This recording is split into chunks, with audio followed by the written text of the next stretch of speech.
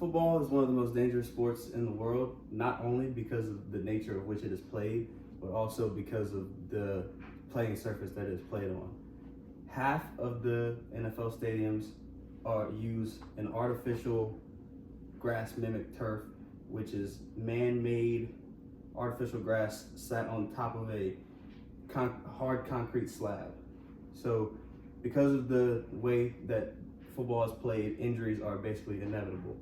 But playing it on turf makes some of the injuries that happen on a year-to-year basis preventable, such as in 2022, LSU played their first season opener game against Florida State in the Superdome, which is the New Orleans Saints NFL stadium.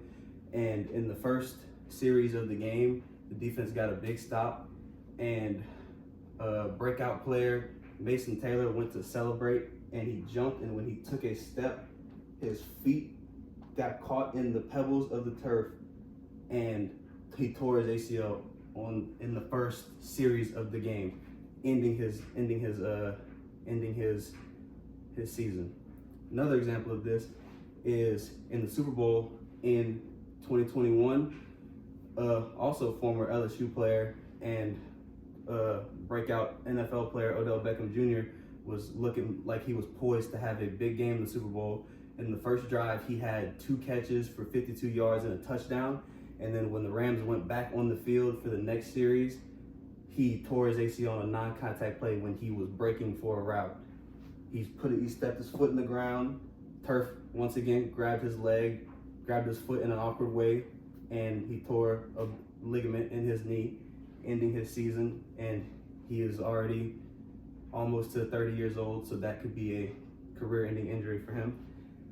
Another example of turf ruining somebody's season would be Sterling Shepard for the Giants in 2022. There was a play that was like a run play that didn't go anywhere near him, and he was running off a route, which is where you fake off the corner of the DB, making you think that you're running a route, and he was jogging and then just instantly fell to the ground because, once again, foot stepped in the turf grabbed his foot wrong and tore a ligament in his knee.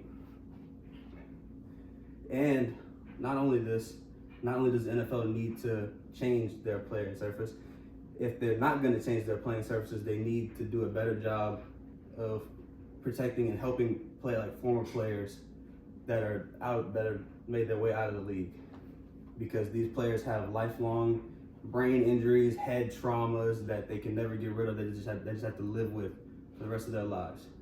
Such players being Junior Seau, who I can't remember what year he killed himself in, but he committed suicide because of his CTE and head trauma that he just couldn't take it anymore.